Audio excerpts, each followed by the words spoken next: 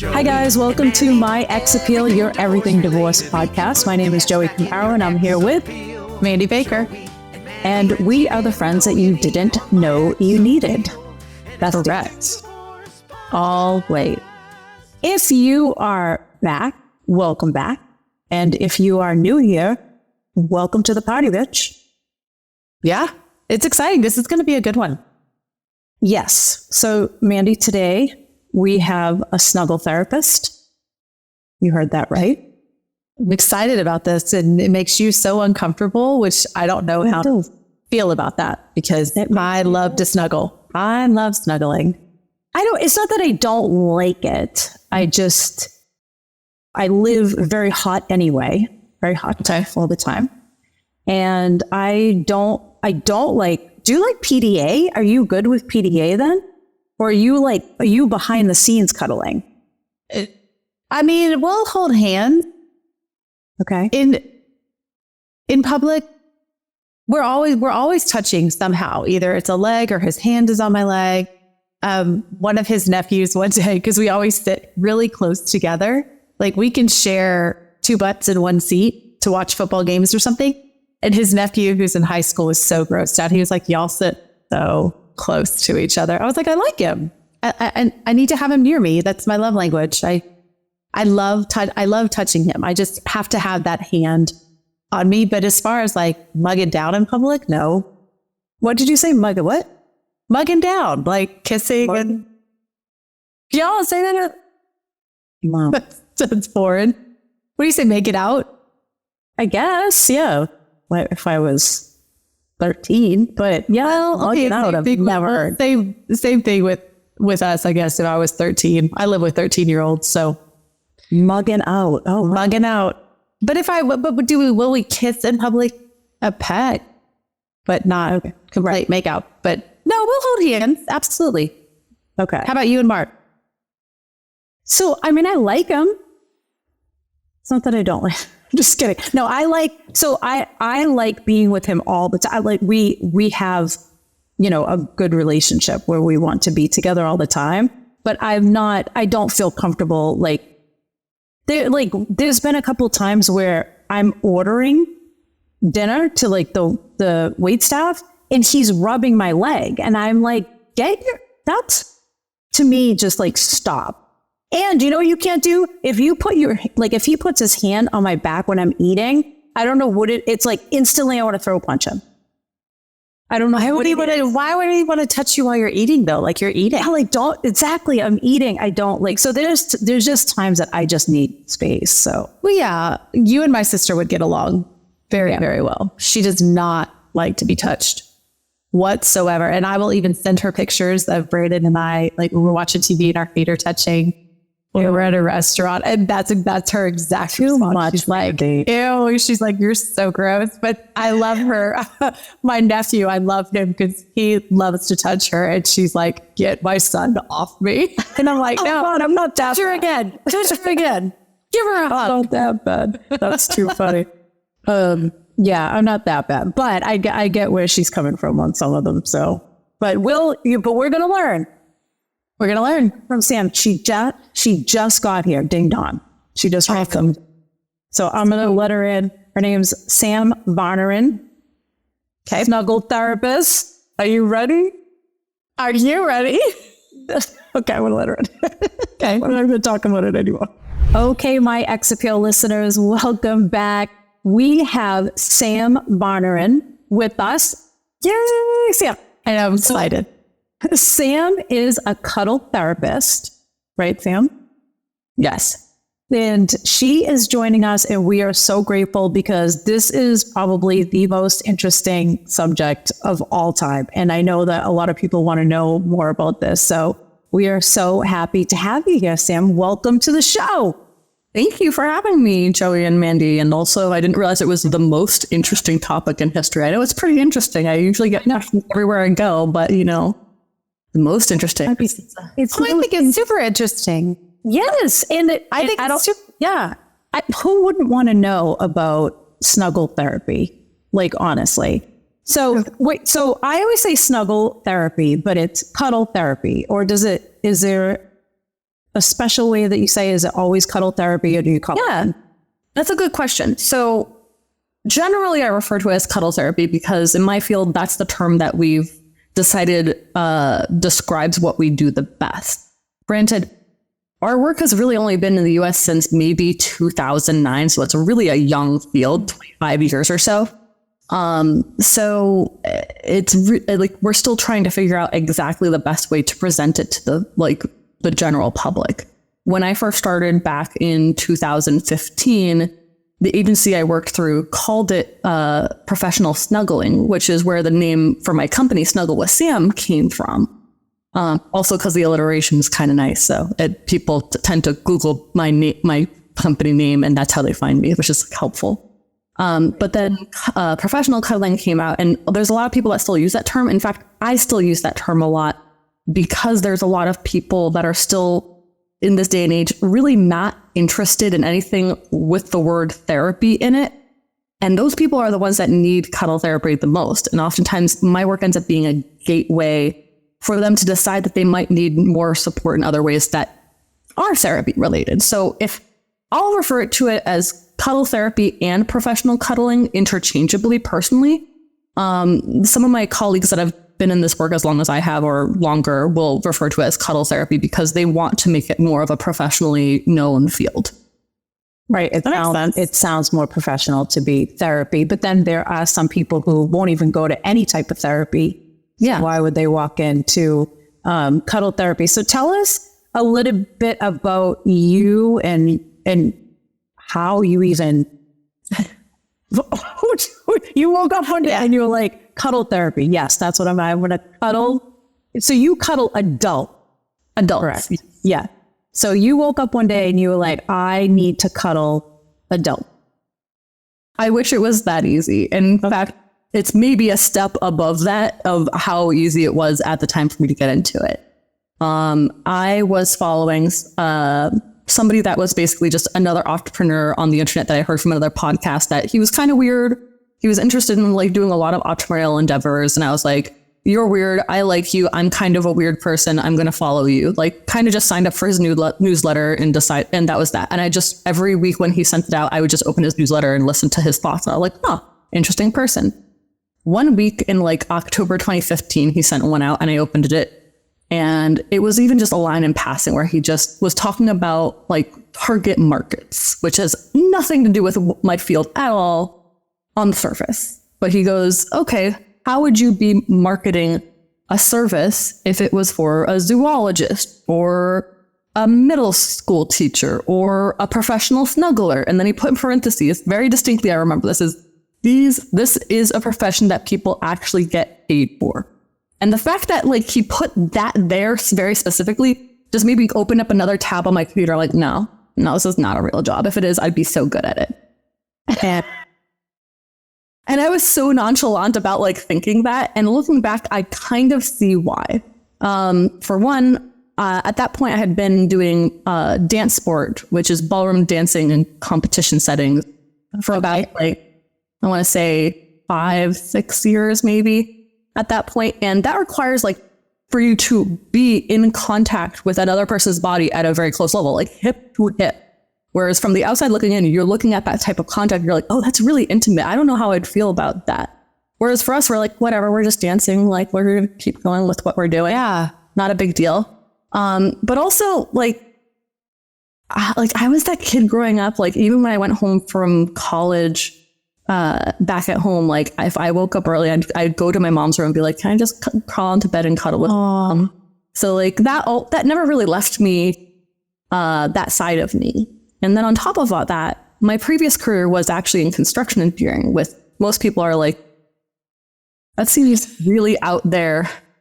But there's surprisingly transferable skills because I was a woman in engineering. So oftentimes, unfortunately, a lot of the emotional labor skills that are associated with those kinds of jobs ended up being on my shoulders instead of my male counterpart. But being able to navigate that actually helped strengthen that muscle. So I was like, well, I'm not getting paid for this part. So I want to do a job where that's actually valued then and actually recognized with pay.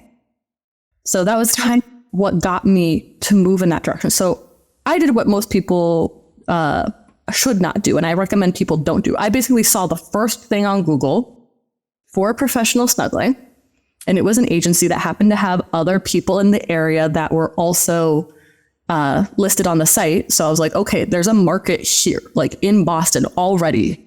I'm not just doing this blind. I applied, and they emailed me like a day later saying, like, we want to make sure that you're very clear on like what you're getting into and what you need to know to prepare. I did appreciate that, even though like beyond that, they really didn't give me all that much preparation. And I got started like a couple days later. So just like that. Just like that. From construction, where I know being a female in that industry is it's hard because it is completely male dominated. And going from that to, I'm going to have an office with a bed in it. Yeah. And we're going to snuggle bed over there. And you're in your office right now. Yeah, no, this is Harold right here. He's one of my mascots in my office. I love how. Yes, Harold. That's so fun.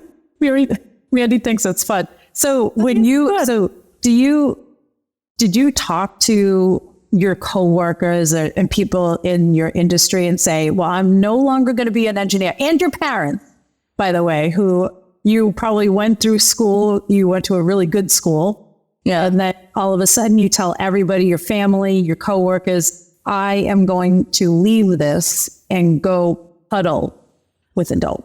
So no, that's not how that went down. Okay. All right. I did this work on the side for about a year, and I never really thought that I was going to leave engineering for it. I figured I'm in debt, student loan debt, credit card debt, like just generally being a 20-something that doesn't know how to manage money, even though I thought I knew how to manage money. And then having a little bit more income coming in, it was just like, okay, I need to actually learn how to manage this money now, because there's no reason this should be disappearing.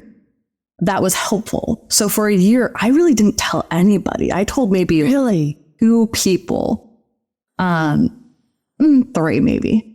And then at one point I went to a conference, and I decided at this conference, it was called the World Domination Summit, not a kink conference. It's not a villain conference. It's a conference that was named by Chris Guillebeau. And he just decided like, this is a conference for people that want to live unconventional lifestyles. So I went to this conference in 2016 thinking, you know what, I'm just going to be open with everybody I talk to that I'm a construction engineer and a professional snuggler, and just, that's it. Because everybody's very open about what they do, all the things that they're interested in. They're multi-passionate. So I want to talk about that. And within 2 days, somebody came up and said, somebody else told me that you're a professional snuggler. I'd like to interview for my blog. And I goes, okay, great. And I figured it was like a rinky-dink blog, maybe with like 1,000 people going to their site a month or something like that. After the conference, they emailed me. It was not their personal blog. They were a senior editor for The Penny Hoarder, and they have about 1 million hits a month. Oh, wow. Yeah. So, and they wanted to do a feature cover story on me. And I was just thinking, you're like, only 3 people in my circle know that I do. Yeah. So at that point I was like, I need to come out to my conservative parents that I am doing this work, because otherwise somebody is going to send them this article when it goes out and saying, did you know your daughter's doing this? So I went home, I sat my parents down for like brunch, talked to them. They had questions. Within a week, they came back and just yelled at me that I was throwing my life away. Because remember, I was the first woman engineer in my family. That was a big feat. Yeah. That was a badge of honor that like I was going places in life. And I was about to throw that away for this field that really hadn't seen big successes. Most of the industry had articles online that were really not that promising, and mostly led to it really referenced a lot of SA from the practitioner side, which is really sad. And honestly, within that first year of doing the work, I mean, I'm grateful and thankful and privileged that I didn't run into something quite to that extent, but I did see over and over again how easy it was for boundaries to get violated. And I didn't really have the language when I first started how to navigate that. But what I did know was that I did not want a single person going into this field to ever have to deal with that. And unfortunately, it still happens. But I did realize that I want to keep going and putting myself out there so that people know that there are ways to go about this work from a place of love and compassion and care for the client, and still hold your boundaries as like the most important thing.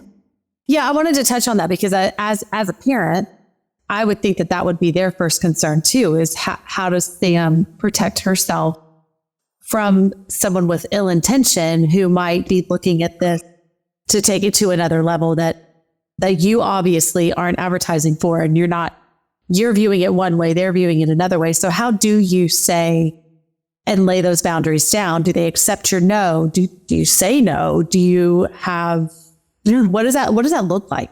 Yeah. So let me start. There's a couple pieces to that. So the first one is that, let's talk a little bit about the sex work industry, which for somebody that doesn't do sex work, I had to end up learning a lot about the sex work industry just so I can understand how to navigate it and differentiate myself from it. So a quick story time, like maybe within the first 6 months of doing this work, I had some client reach out to me and ask if I did full service. Me, being the bright-eyed, bushy-tailed Catholic schoolgirl, innocent person that I was, thought that they just wanted all the cuddles. Oh, blow. Yeah. So they came over and took, I won't specify exactly what the action was right now, but like, it was something that it hit me that like instantly as it happened, I was like, oh, I made a mistake with how I was communicating. So I immediately was just like, oh, no, that's not what this is about. And thankfully, and I am so grateful this went down this way, he stopped doing it and left. Oh, wow. Like, and that was it. That could have so wrong. They could have gone so much worse, but it was in that moment that I'm like, I need to learn what the heck is going on so I know not to run into this again. Well, where were you? I'm sorry, but back then though, when this happened, and you said that you were doing it on the side, right? It was a side gig then, basically. Where were you? Because now you have a designated office, but I'm assuming back then maybe you didn't. No, back then, like many practitioners today, I worked out of my home. I was in a 3-bedroom apartment on a small street, and I learned in short period of time that like I meet people outside at first before I let them into my private home. I never give them my street address because I don't want them to have that in writing. Like, I thought through every logistical safety thing and felt very comfortable. But like looking back now, I'm like, I wouldn't feel good about that now. I just don't. But back then I was like, let's step back. I was in my early 20s, which that is not the excuse. I was in my early 20s, heavy in debt, in a career I didn't like. In my head, I had very little to lose. Yeah. That's until you're there and then you're like, oh my gosh. No, even in that moment, I was like, it didn't hit me until months, maybe years later, like what had actually happened to be like, oh, that was not okay. And that could have gone a lot worse. Like, so this was in your house still. So then even after this happened with this person, you're still bringing people back to your house even after that. I had created so many safety precautions at that point that I was just like, even if the absolute worst happened, there were so many safety checks in my head of like the neighborhood that I was in. Like, they were all up in each other's business. Like, if something was wrong, the neighborhood knew. If like my roommates, like they were not going to just let anybody into the house that they did not already know. My own landlord who came by, like I had thought of like, and then even like they didn't have it in writing, they could have easily gotten the house wrong. Even if they recognized the house, if people didn't answer the door, I was on the second floor, they could have gotten the wrong one. Like there was just so many things that I was just like, yeah, like even if God forbid they were so determined, like I felt very safe, and they couldn't track my patterns for schedule because I was in my 20s. I didn't have a schedule. They couldn't figure out where I'd be at any given time. I didn't know where I was going to be at any given time. So how do you put those boundaries in place? Do you do it before they even come into your office? Do you do it in writing? Like, what does that look? Thumbs up. I love that you're like, I don't even know what you're going to say. I'm all for it. I mean, yeah, this is, I'm just giving you a thumbs up. Out of control. Yeah. No, but how do you walk me through the no? Because how do you adjust? How do you settle in? Do you say no? Do they accept the no? Like, I'm just super curious about that. Yeah. So right now, I'm in the same office that Joey's in, on the same floor even. I don't have people come into this room with me for their first half hour. There's a cafe indoors downstairs on the first floor. While they come to this floor so they know where they're going, because it's kind of a pain in the butt to try to figure it out. Like even if somebody was determined to try to find me, they'd probably get lost. I meet them up here and then we go downstairs together and we sit and talk for a half hour. Now that may be about whatever they want to talk about. It may be about just what has brought them in here in the first place. I may even guide them through some exercises to kind of get a feel for where they are as far as consent and understanding of their access to want, or understanding the difference between a choice and an offering, just to get a feel for how much consent work do I need to do in order for you to feel comfortable and safe? Because if somebody's coming to my office and we're sitting down to talk, at that point, they have already seen enough of the information that I put out there. I've been in this for 8 years. I have so much on my own personal website that people go through. I have an orientation video that they have to respond to in the video in order to even be able to book the session. They have all the information. I even say in there, if I find that you're looking for erotic work in that half hour, I will turn you away and you won't get your money back. You've been warned. So at that point, people don't want to waste their money. They're going to come in for legitimate reasons. And that has worked really well for me.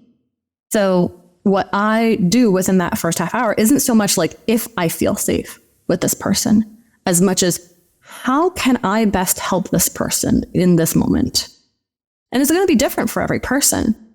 I'll say that there is one connecting piece that I see with every person that comes in my door, is that from the successful CEO that owns their own tech company, all the way down to the 19-year-old that moved from the boonies in Ohio to come to Boston, and the population of the university is higher than the population in their hometown. They all have something in common, and it's that they feel disconnected. So that's the main general problem that I see. And then it's just kind of zeroing in on where does that disconnect come from, and how can I support that? Not just in the moment so they feel connected, but also so that after a session or a couple sessions, they're building the skills so that they can go back out into the world and feel connected with the world at large and build their own community so that they are connected with others.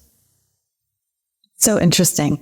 It is, and she's a very nice person, by the way, but because to me, I'm still trying to wrap my brain around it. It's hard for me to wrap my brain around this whole thing. And I promise you I'm trying. I don't blame you. So it seems like it's either somebody's interested in it or somebody thinks it's so completely foreign. I'm sure you get both, people who come to you and they're like, I get it. I'm interested. I want to learn more. And then, or a Mandy who's always sounds very interesting. I love it. And then someone like me who's I can't wrap my brain around it. I can't believe that you sit in an office and a stranger comes in and you don't know what they smell like, or all these. Yeah. What if they're dressed weird? I love it. Sorry, Joey. No, it's great. There's so much going on. It's great. So Mandy, can I ask what you define as dressed weird? Oh, I read that's This game. Careful on that one. I guess I'm in Texas, right? So more naked, more skin showing than you're comfortable with. Short, booty shorts, crotchy short. Maybe for a woman, a lot of her chest showing. Tank top, very little clothing. Okay. And I guess that's not dressed weird, but dressed more provocatively, where it could, for cuddling, I would think you would want some kind of a boundary with a dress code. Sure. And that can, I'll say right now, that can be pretty subjective from practitioner to practitioner. For example, Menti, you said you're in San Antonio, right? Well, I'm in Dallas. You're in Dallas. Okay. So a little bit further out from San Antonio. But there's a San Antonio practitioner, Janet Trevino. She's a very famous cuddler. She has tons of YouTube videos.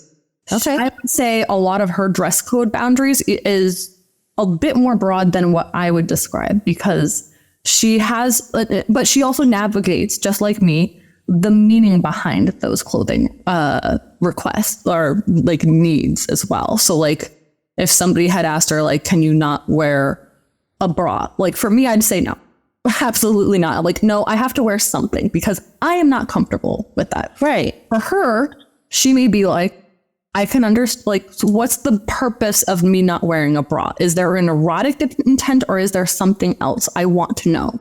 Like, tell me about that. And so she'll dig into that to find the answer. And then if it ends up being like, bras have like straps and weird like metal parts that are really uncomfortable on my skin and I'm autistic and I really don't like that, that's a valid reason to not do that. And she's like, okay, I can work with that. For me, I'm not going to do that. I'm like, I need to wear a bra and I need to be comfortable with what I'm wearing. Like even what I'm wearing right now, this is a long sleeve. I don't always wear long sleeves to work. I always maintain body autonomy for myself and what I'm comfortable with that day. The only times I entertain clothing requests is if there's a sensitivity to certain fabric. So if somebody's like, I can't wear cotton, or I can't handle the texture of cotton, or I would prefer you wear like sports, like almost like wicking textures because that's better for me and that won't distract me from things. That's valid for me. If somebody has a religious reason, like I went to Philadelphia and I had a man that was just like, you're coming into my home. You need to wear like a skirt or a dress, which to me is an automatic no. But then he like legitimately reached out and goes, I'm apostolic Catholic. That's pretty common in Philadelphia. Can we talk about this? Because I don't have any intention to do anything weird. And I go, okay, well, can I wear leggings or yoga pants underneath the skirt? And he goes, absolutely. Yes, that's totally fine with me. I'll go, okay, I can work with that. And the last one is if somebody requests that I wear more clothing, because for me, I might wear tank tops. I might wear short sleeve shirts, depending on the day. But for some people, they're really uncomfortable with that because for them, that is considered erotic based on whatever their religion is or their own comfort level. So some people might actually request that I wear a long sleeve shirt or long pant or something like that. And I'm okay with that as well. So those requests are fine. It's when it goes the opposite direction where can you wear less clothing that then I question the why. And then I'm wondering, are you trying to dictate my body autonomy for your own self-gratification? Because if that's the case, that's not really the intention of my session. And that's where we really want to go. As far as clients, I ask them to wear bare minimum tank top and gym short all the way up to a tuxedo. And yes, I have cuddled somebody in a tuxedo before. It was not comfortable for either of us. It was very polite, but yeah, I wouldn't do it again. But my point being is that if you're wearing a top that covers your entire torso, and you're wearing gym shorts, minimum, can't be boxer shorts. Essentially, do you have a length? Do you have like fingertip length or nipple length? Or honestly, it's not relevant to me because I might not necessarily be touching their legs all that much anyways, unless we actually have a conversation about wanting to touch there. So it really doesn't matter to me. But what I generally tell people is like, will you go out and talk to your 90-year-old neighbor in this outfit for 30 minutes while you're getting the paper? That's kind of the gut check I give people to decide is what they're wearing appropriate. Okay. Yeah. So you had said that a reason, the biggest reason why people are coming in, but what are different reasons for people to come in that you've seen over the years? Is it loneliness? Is it because they want to learn how to cuddle? Like, is it instructional for some people, or is it mostly like how you said disconnected? But what are some reasons? What are people saying to you? Why are they there? Yeah. So what was it? Is it 2017 or 2018? There was a big movement here, the Me Too movement. And during that time, I realized that there was a particular niche of people that I really enjoyed working with. And that was the men that, as a result of the Me Too movement, realized they made the first connection of, oh, maybe I'm the problem that all of my female friends are holding me at arm's length. Maybe I need to do something different. But also, I need a hug. I love working with that kind of person. There's a lot of complexity within that because, as you can imagine, like somebody like that is probably experiencing a lot of their own isolation, a lot of their own ostracization, because like they may have been ousted out of communities. So they're dealing with like losing and grief too. So there's a lot of complexity around that too. And then also like whatever kind of like mental health disorders like get aggravated through that. Not necessarily things that were necessarily there before, but even just like things that just naturally would come up because the circumstances kind of call for pretty hard feelings to come up. But like most men, if they were raised in somewhat of a very like toxic stuff down your feelings environment, they're not going to address them, but they're going to come up really strongly and they're not going to know what the heck to do with them. And at least I have the space to be able to hold big feelings with another person and let them have them. And this is a space where it's like, you're not going to scare me. I will let you know where my limit is, but the chances are you're not going to hit that limit unless you start threatening me. Which, if you're not threatening me and you just have big feelings that you're feeling like you feel violent about your feelings, but you're not feeling violent towards anything, that's okay.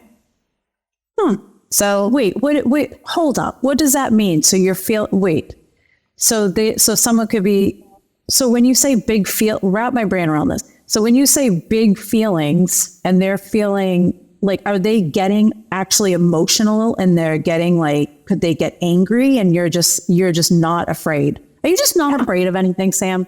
You're literally not afraid of anything. Is she not afraid of anything? Am I everything?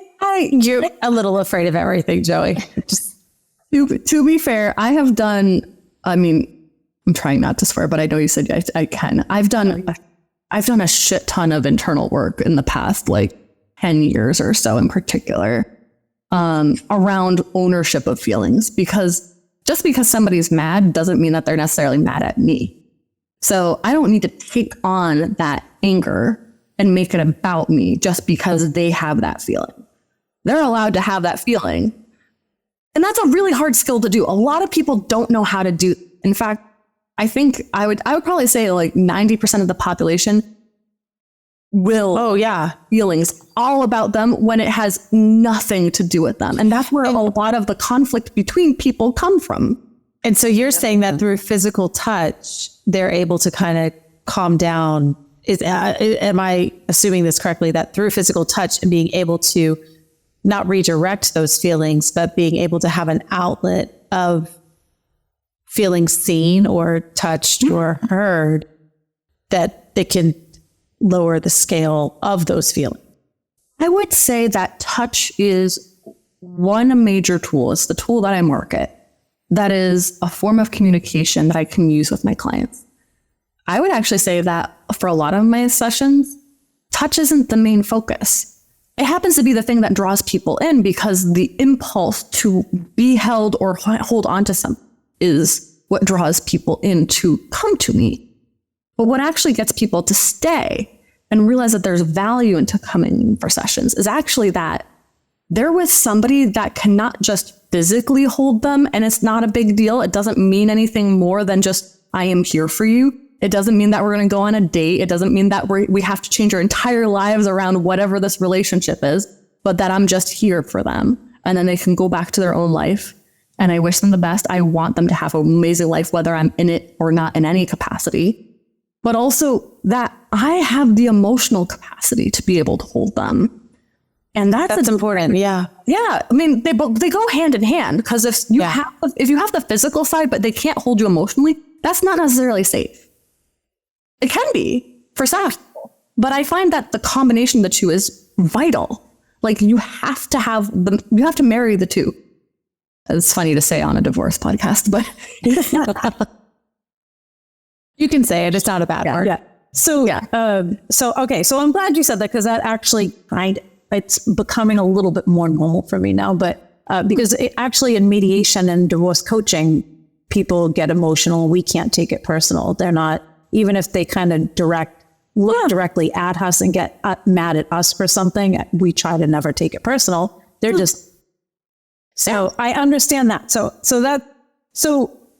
let me ask you this. I don't know if you can tell me this or not, but what is this mostly, is it mostly guys that are coming in, girls? Is it a whole mixed thing? Like, I can't imagine. See, what I already don't love cuddling with somebody, and I certainly just wouldn't want to do it with a stranger. I think that's probably like the biggest thing. Like, I don't know. I wouldn't want to do it with a stranger. But so is it guys, girls, everybody's?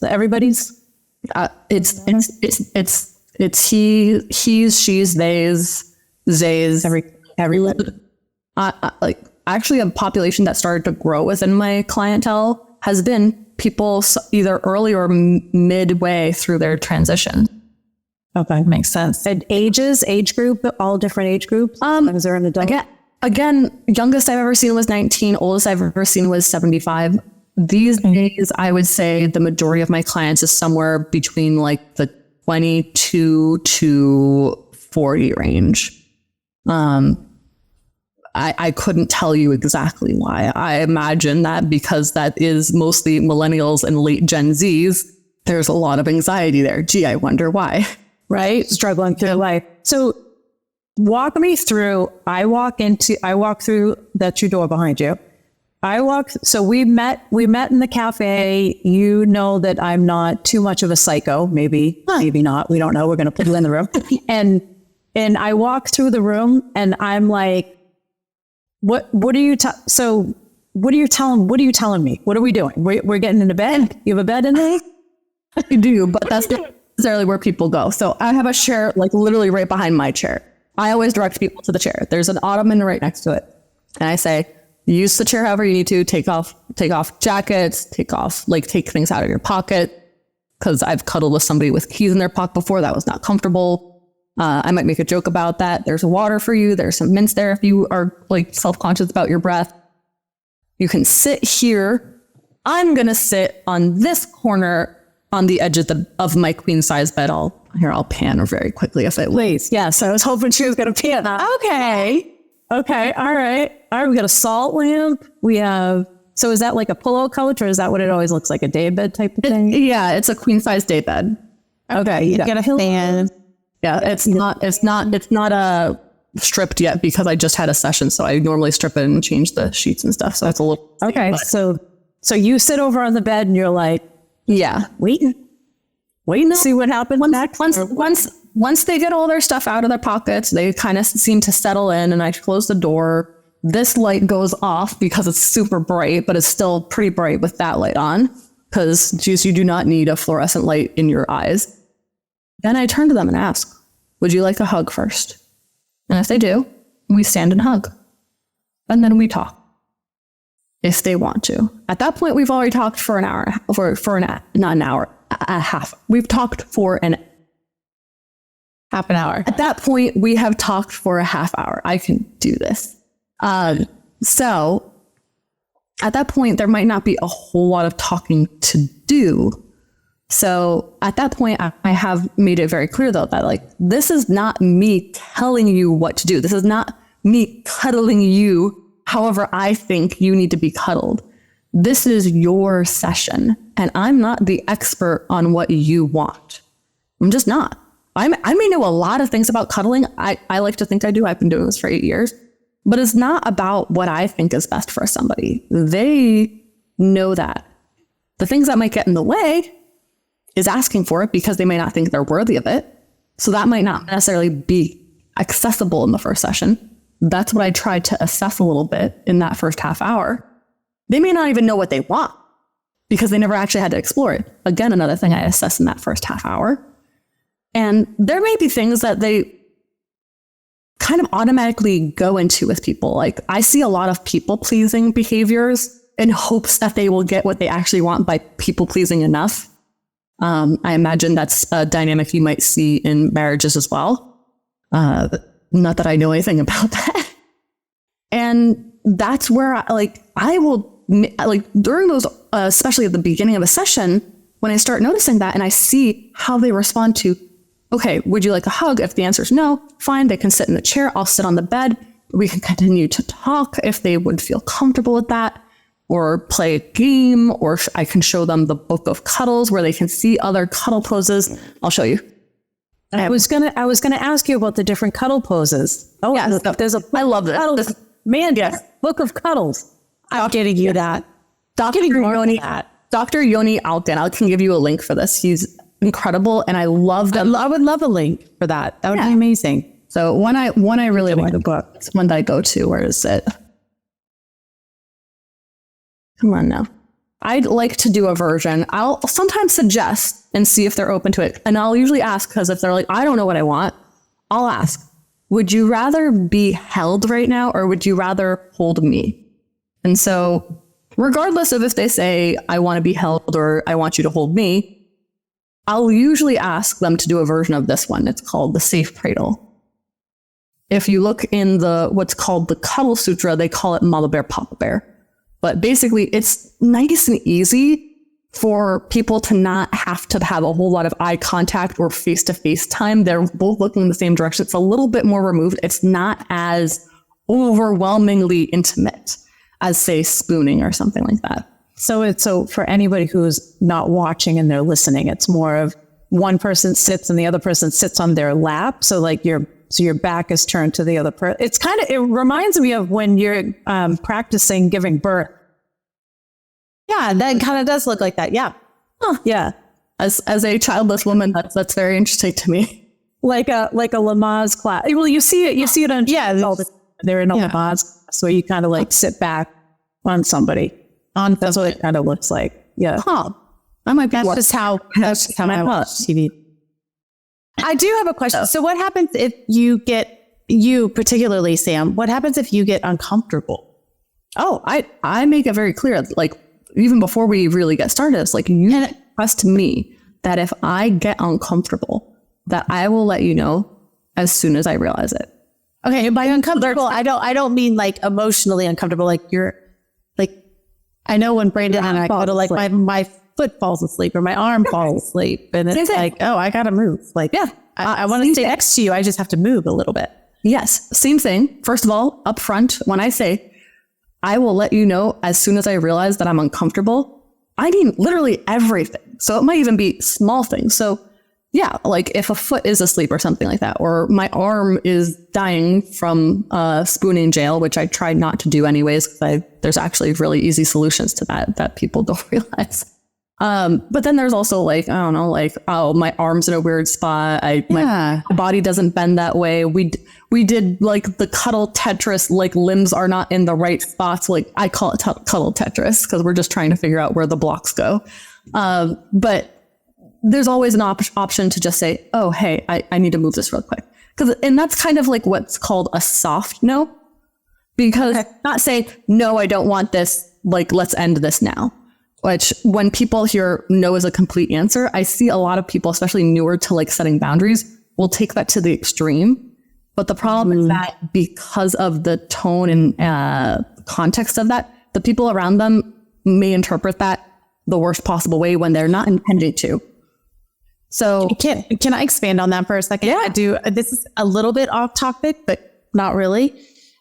I am in an industry where people come up to me all the time, and I'll have just met them and we'll be talking and we'll go to say our goodbye. Joey, I don't know if you've experienced this too. We go to say our goodbyes and they're like, I'm a hugger.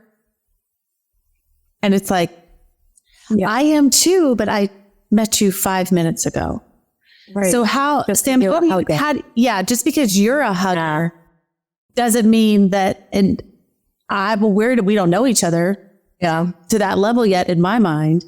I'm a hugger too, but I'm not hugger with you, lady. I'm not a hugger with you. So how do you gently let someone down? Because I don't want to hurt their feelings, but at the same time, I'm kind of like, I imagine when they're saying it, they're also like, they have their whole body into it, like being like, yeah, I'm a hugger. I'm a hugger. That's so hard to turn down too. So actually in the way that I do my group sessions, and I do group workshops, I'm starting those up in March. Like we actually teach people not to do that because they don't want to use their nonverbal body to ask for a hug. Like we actually encourage them to put all of the, like use neutral body language and just say, would you like a hug? Okay. Which is much easier to turn down rather than, would you like a hug?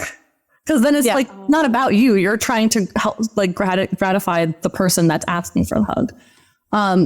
In day to day, it is really hard to turn down. But once you've actually had enough practice, which I do practice that in my sessions, shameless plug, it's much easier to turn down. So I recommend soft no's in that respect. So it might be like, not today, or not right now, or I'd love to, but no. Like whatever feels most comfortable for you. I tell even new cuddle therapists, because I help mentor some of them as well, that as they're trying to figure things out with their own consent, to have a phrase that they go to that they can go back and time again as like their tripwire, but boundary is either being soft violated or close to violated. Let's stop it now. For me, in session, not necessarily in real life, but like if I sense that my thing is, hey, can you be mindful of whatever body part is touching me? That's, you are doing whatever the action is, and I'm not comfortable with that. Like that is automatic for me. So if like somebody's like going near like my chest area, I'm like, hey, can you be mindful of your hands? Your hands are close to my chest and I'm not comfortable with that. Like automatically that comes out of my mouth. And that makes you don't have a safe word, you have a safe phrase. Yes. Because it's not just about, how do I put this? I love the kink community. I'm part of the kink community. Not quite so active now. I love the idea of safe words as agreed upon phrases to go back to. In my sessions, I prefer to have phrases that everybody can understand, whether they have any kind of background in what to expect or not. And that goes for like real life too. Like it might be like, oh, I'm not comfortable with that today. If somebody's like, I'm a hugger, I'm like, cool, I'm not comfortable with that today. It doesn't. I'm just gonna tell everybody I don't feel well. Yeah. No, I tell everyone I just don't feel well. I don't feel well. So you know what I have. Well, just cough in their face. Well, that means I get 0 hugs from that person ever again. So be careful there. I don't actually know what the kink world is, so we're gonna have to go back to that another time. But I'm gonna have to skip over that because we're running out of time. Yeah, I don't know a lot in life, Sam. I will say though, you explaining it and you talking about the people coming in and how they maybe are disconnected or that they need even just a hug is actually I'm a huge mental health advocate. No, absolutely. I do understand that. But you must be used to people like me who just can't get there to like fully understand it. But you have shed some light, Mandy, right? To you too? Oh, completely. It does make sense. Because in my head, it just seems very dangerous to me. And it seems very like, but a massage therapist could be in danger then too. And then my head is spinning right now. Yeah, I was thinking like, here she was talking about dance and ballroom dancing, and she's hip to hip, and they're grinding up on each other in little tiny dresses and like grinding up against each other. Oh my gosh! Like what? At least she watches a different kind of ballroom dancing. That's not ballroom dancing. That's just straight up like sex with clothes on. Dirty vehicle. She's watching Patrick Swayze. Yeah, nobody puts baby in the corner. Exactly. So, but Terry to watermelon. Like, so it's so normal and it's entertaining. So I'm thinking like, okay, well that seems so normal, but then this doesn't seem normal to me. So yeah, it's me. I'm the problem. So, but whoa, absolutely not. You're not the problem. So, but I do understand it more. But for the sake of time, so obviously this is a divorce podcast, right? And so we have mostly divorced women, although we have other listeners now, especially our friends, right? That listen. So just So just as, say, a divorcee is listening right now or watching, and, we'll say she for this, because, are you sneezing? God bless you. Bless you. Bless you. That was a very gentle sneeze. She's a gentle person. You're okay. Very good. Okay. So divorcee is watching or listening, and they're thinking, okay, I could be interested in this. What would be a reason maybe someone going through a divorce? But it could be disconnection. It could be they're feeling lonely. It could be somebody who already went through the divorce and now they have to get back out into the world of dating, which is horrific after a divorce. And they haven't touched somebody probably for a long time, right? So I feel like this could be beneficial to. Oh, I think so. Yeah. Yeah. Actually, it's so funny that we're re-recording this today because I just, a client of mine just graduated today, and he was considering divorcing a year ago.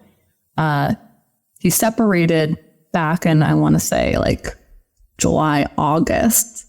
And we started working together during that time. It varied between every week to every month between when we started up till a month ago. And he started trying to date during that time too.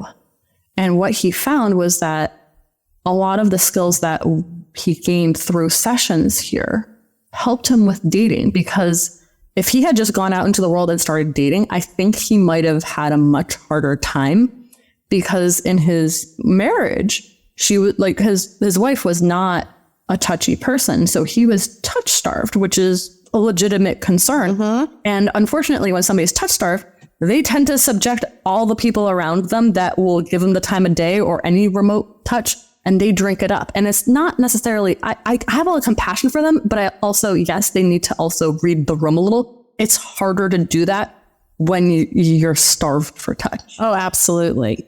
Yeah. So I think not just literally coming in to get the touch needs met, but also understanding consent around touch. You can get this need met, but we need to ask for what you want exactly so I can give it to you. And we can also adjust so that if you're enjoying something and you want something else, even though you're still enjoying this, I need to know so we can do that. Uh-huh. And then just even a lot of the navigation of just dating. I'm not necessarily a dating expert in any capacity. I don't claim to be, but I do think that through sessions, people learn how to communicate with other human beings, and that on a basic level can be very helpful for dating. Right. Because also they're not looking to get their needs met by their touch needs met immediately by the first person that will give them the time of day. Right. That person is somebody that is willing to do that may still be attractive, but that's not the only thing they have going for them. They are interested in them in other ways, and it's not blinding because they're so starved themselves, which is a huge deal. The last thing people need is to get out of a marriage and then go into the first relationship that's a rebound. It's basically the rebound phenomenon. Very common thing to do, not getting into necessarily the best relationship you possibly can right after all of that, but also letting yourself have that time to yourself and encouraging yourself to not put yourself out there either. But I love this because he did end up starting to date. He seems to have a very good relationship. He even told her that he was seeing me, and she was just I don't know how comfortable I am with you seeing her anymore. And I'm I'm not even mad. You guys have an open conversation about this and had an agreement. That's great. I'm glad. I hope everything works out for you guys. I wish I could do more to help you, but obviously that's not within your relationship boundaries. Some people will talk about it. Some people won't. I really appreciate that he was open with his partner. Honestly, not my responsibility to navigate that. Unfortunately, I would love. You got him there, and that's awesome. And I'm so happy. There's so much good that can happen from that, and I'm really excited to see what happens with him and her. So that's awesome. Yeah, let's go to happy story. All right, that's great. Well, Sam, I don't know. I think I'm so glad you came on. I feel like we could do like at least 5. I think so too. This is part of my life. I wrote down questions. There was things coming up as you were talking, and I'm going to go back to the parents. I'm assuming your parents are good with this now. I don't know, right? I'm guessing. Generally, my mom's definitely been on board. Actually, my mom was the one that gave me the book of Cuddles for Christmas one year. So, all right. See, so okay, that's good. That's a happy story too. All right. Well, Sam, thank you so much. We can follow you on Instagram, Snuggles with Sam. It would be snugglewithsam.com. As far as mentorship and learning more about running a business as a professional cuddler / cuddle therapist. I also run. If somebody wants to be so somebody wants to be a cuddle therapist. Okay. So snugglewithsam.com is my personal private practice. Cuddlecareer.com is for mentorship. Cuddlecrew.com. Okay. Awesome. We'll put those links in too. Awesome. And yeah, if I think of anything else, I'm going to march right down the hallway, and we have the same door. So please do. Hopefully you can find me. It's a little bit of a maze here. It is a maze. So thank you, Sam, so much. This was very, very, very loved it. Yes. Thank you, Sam. Thank you for having me. Appreciate you. Thank you so much. Bye for now. All right. We'll bring you back. Bye for now. Exactly. Bye, Sam. Bye, Sam. All right. How you feeling? My glasses fogged up. Look. You having a hot flash? Yeah. That's crazy. That's not like a light. That's my glasses are foggy right now. It's so crazy. Yeah. I need to. Oh, yeah. Mandy. That's crazy. It was awesome. What do you think? What do you think about this? Well, is she on? Is she here right now? No. Is she on? Snuggle with Sam. There she is on Instagram. Yes. I'm going to follow her. And then snugglewithsam.com. So what do you think about the whole thing? Are you into it? I'll snuggle with Brandon all day long. Right. I don't know. I guess I'm lucky enough to never have been. Well, that's a lie. I don't know, because I have been in a position where I wasn't touched. And that is one of my love languages. Touch and time. Okay. Right. Touch and time. Well, you're divorced. Yeah, I'm divorced, and there are reasons why. But now I'm with a person that loves that, because that's his love language too, is time and touch. And so it's a great partnership, and it's a good thing. I can't say that I've ever been to the point where I would seek help for it, but I think that if you go long enough without something like that, I can see where, yes, you do need it. Right. It releases all the good hormones. It makes you, that's why they do skin on skin, right? As soon as you're born. What do they tell them to do? How they do that, yeah. Yeah, as soon as you're born, right on your chest, touch them. And it's good that she's definitely a professional. Obviously, she's learned over the years. I cannot, with that story about bringing people into her apartment, as a mother of a 25-year-old, that's all I felt when she was saying, I brought them. It seemed safe. And I was like, no, I can't. She is very, very lucky. She is extremely lucky, because there's no one.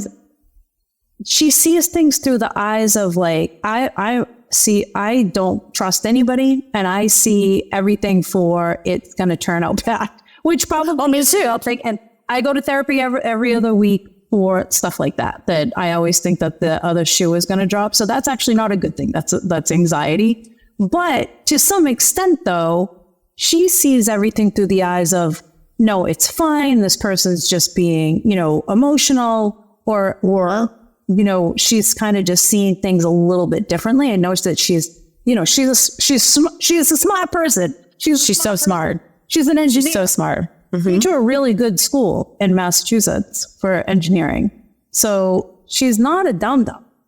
No, she's not. And I think she's like she said, she's done all that work on herself, which I would think you would have to do to be in that position, to not take things personal, and to know that people's struggles are exactly that. They're owned. and not by you. It's awfully nice of her, I gotta say. Super nice. You gotta be a certain person, just like Absolutely. only certain people could be nurses and teachers too. These are professions that not everybody can do. So, well, I'm glad that we had her in, and Me too. that's it. So, all right, we're gonna wrap up, Mandy. Sounds good. All right. Well, if you are still here and you're still listening, that means that you made it to the end of yet another episode.